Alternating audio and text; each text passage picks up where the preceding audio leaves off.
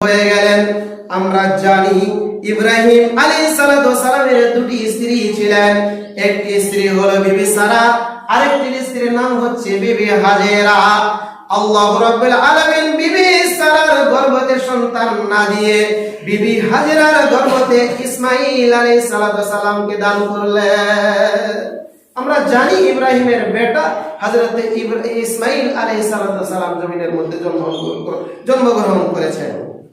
বন্ধু আমার ভাইরা, এই বাচ্চা যখন হয়ে গেল, অল্প কয়েকদিনের শিশু, আল্লাহ রাব্বুল আলামিনের এবার ইব্রাহিম আলাইহিস সালামের উপরে একাধিক কি করলেন, পরীক্ষা নিতে শুরু করে দিলেন। হঠাৎ করে একদিন জিবরাইলকে পাঠিয়ে দিলেন, আবু জিবরাইল তুমি চলে যাও আমার নবীর কাছে। ওই যে কয়েকদিনের ছোট্ট শিশু আর বিবি হাজেরা ইব্রাহিমের কাছে থাকতে পারবে না।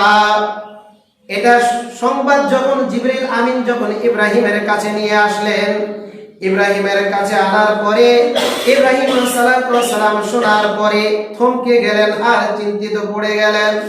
মহান মাবুদের কাছে আমি 86 বছরে আমি আল্লাহ রাব্বুল আলামিনের কাছে আমি দোয়া করেছিলাম, আমাকে একটি নেক সন্তান দান করেছে। অল্প কয়েকদিনের শিশু আর বিবি হাজেরা আমার নিজের স্ত্রী আমার কাছে থাকতে পারবে না। কোথায় নিয়ে হবে? মরুভূমি জায়গাতে, যেখানে কোনো মানুষ কিছু জায়গা নেই, বসতি নেই, এমন একটি ফাঁকা জায়গাতে মরুভূমিতে তুমি রেখে আসো। পরীক্ষা শুরু হয়ে গেল। ইব্রাহিম আলাইহিস সালাম আল্লাহর হুকুম হয়ে গিয়েছে, তখন বিবি হাজেরাকে লইয়া অল্প কয়েকদিনের শিশু হযরত ইসমাঈল আলাইহিস সালামকে লইয়া কি করলেন, হিজরত করতে শুরু করে দিলেন মক্কার মাটিতে, যেখানে কোনো খালি বালু আর বালু, পাহাড় পর্বত রয়েছে, গাছ বৃক্ষ দুর্লতা, মানুষ জায়গা কোনো বসতি নেই, এমন একটি জায়গাতে নিয়ে গেলেন হযরত ইব্রাহিম খলিল আলাইহিস সালাম। যখন বিবিকে নিয়ে হযরত ইব্রাহিম আলাইহিস সালাম যখন পৌঁছে গেলেন ওই মরুভূমির জায়গাতে, সোয়ারের পিঠ দিকে যখন নামলেন, আর বিবি হাজেরাকে ইব্রাহিম আলাইহিস সালাম বললেন, ওগো আমার আদরের বিবি গো, আপনাকে আর তোমাকে আমি এখানে রেখে যাচ্ছি। তখন বিবি হাজেরা থমকে গেলেন, চিন্তায় চিন্তিত হয়ে গেলেন। এমন একটি জায়গায়, মরুভূমি জায়গাতে আমাকে অসহায় ভাবে আমাকে ফেলে যাচ্ছে। বিবি হাজেরা তখন বললেন, ইব্রাহিম গো, ও আমার স্বামী গো, প্রশ্ন করতে বাধ্য হয়ে গিয়েছেন। স্বামী গো, আমাকে এমন একটি জায়গাতে আপনি রেখে যাচ্ছেন, এমন একটি জায়গাতে আপনি রেখে যাচ্ছেন, অল্প কয়েকদিনের শিশু সন্তান বাচ্চা, এমন একটি জায়গাতে রেখে যাচ্ছেন যেখানে কোনো গাঁও গঞ্জ নাই, কোনো গ্রাম নাই, কোনো মানুষ নাই, ঘর বাড়ি নাই, বৃক্ষ নাই, কোনো কথা নাই। স্বামী গো, দরদের স্বামী গো, এটা কি আপনার হুকুম নাকি গো? এটা আপনার আল্লাহ রাব্বুল আলামিনের তরফ থেকে হুকুম নাকি গো? আপনার পার্সোনাল হুকুম?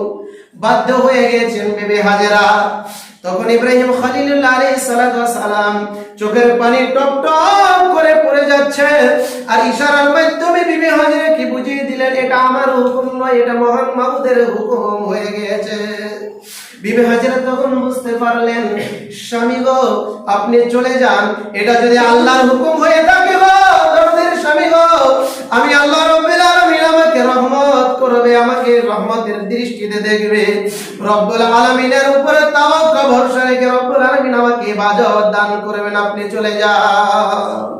ওখান থেকে হযরত ইব্রাহিম খলিল আলাইহিস সালাম কিছু দূর গিয়ে, কিছু দূর যাওয়ার পর আল্লাহর দরবারে হাত তুলিয়ে দোয়া করছেন, ওগো আল্লাহ, ওগো আল্লাহ গো, আপনার হুকুমে, আপনার হুকুম পালন করার জন্য অল্প কয়েকদিনের শিশু আর আমার বিবিকে আমি মরুভূমি জায়গাতে রেখে গেলাম। আল্লাহ গো, আপনার দয়াতে, আপনার রহমতে এই জায়গাগুলোতে তুমি ফাঁকা রাখিও না গো মহান মাবুদ গো, এই জায়গাগুলোতে তুমি ফসলতের ব্যবস্থা তুমি করে দাও, এই জায়গাগুলোতে তুমি গাইগঞ্জের ব্যবস্থা করে দাও। এমন করে করে ইব্রাহিম আলাইহিস সালাম দোয়া করে ওখান থেকে যেন কেউ গোপন করে নিলেন। আমরা জানি ইতিহাস ফলন বেরিয়ে যাবে। হযরত ইব্রাহিম খলিলুল্লাহ সাল্লাম কিছুদিন পর আবার পুনরায় দেখতে এসেছিলেন। এমন করে গোটা 13টি বছর যেন ওই মরুভূমি ফাঁকা জায়গাতে বিবি হাজেরা নিজের ছেলেকে নিয়ে যেন থাকতে শুরু করে দিলেন। 13টি বছর পার হয়ে গেল। 13টি বছর পার হয়ে যাওয়ার পর যখন ইসমাঈল আলাইহিস সালাম একদম যুবক হয়ে গিয়েছেন, ফালাম্মা বালাগা মা'হু সা'য়া ক্বালা ইয়া বুনাইয়া ইন্নী আরা ফিল মানামি আন্নী আযবাহুকা ফানজুর মাযা তারা। কোরআন খোলন বেরিয়ে যাবে। 13 বছর যখন যুবক হয়ে গেছে ইসমাঈল আলাইহিস সালাম, আবার যেন আল্লাহ রাব্বুল আলামিনের তরফ থেকে যেমন পরীক্ষা শুরু হয়ে গিয়েছে। আল্লাহ রাব্বুল আলামিন জিলহজ মাসের 8 তারিখে প্রথম স্বপ্ন দেখায় হযরত ইব্রাহিম খলিলুল্লাহ আলাইহিস সালামকে প্রথম স্বপ্ন দেখালেন যখন তার ছেলে যখন যুবক হয়ে গিয়েছে, বাবার সঙ্গে যাওয়া চলার ব্যবস্থা হয়ে গিয়েছে, চলে যেতে চলছে, তখন নাকি আল্লাহ রাব্বুল আলামিন পরীক্ষা জারি করে দিলেন। পরীক্ষা শুরু হয়ে গেল।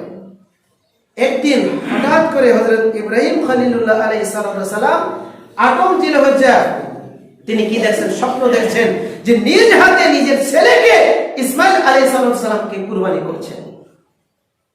শুধু 8 তারিখ নয় বন্ধু আমার ভাইরা, 9 তারিখে 9 জিলহজ্জার দিনে একই রাত্রে 8 জিলহজ্জা যে স্বপ্নটি দেখেছিলেন, 9 জিলহিজ্জাতে ইব্রাহিম খলিলুল্লাহ আলাইহিস সালাম একই স্বপ্ন দেখলেন। 9 জিলহিজ্জা।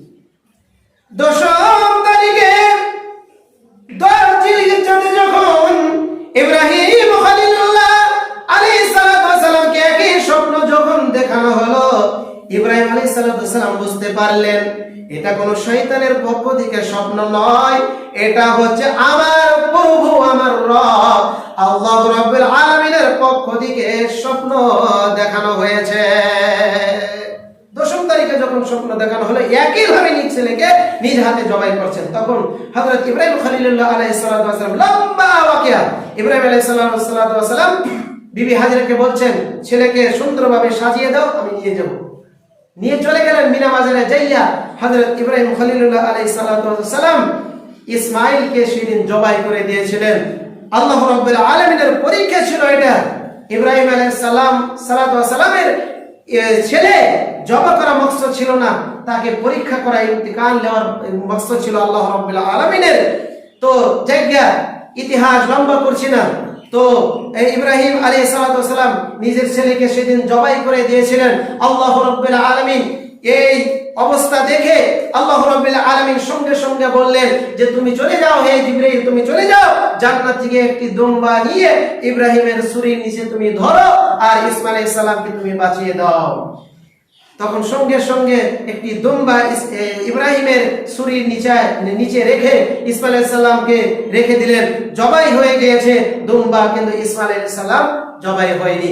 তখন রব্বুল আলামিন বললেন ইব্রাহিম গো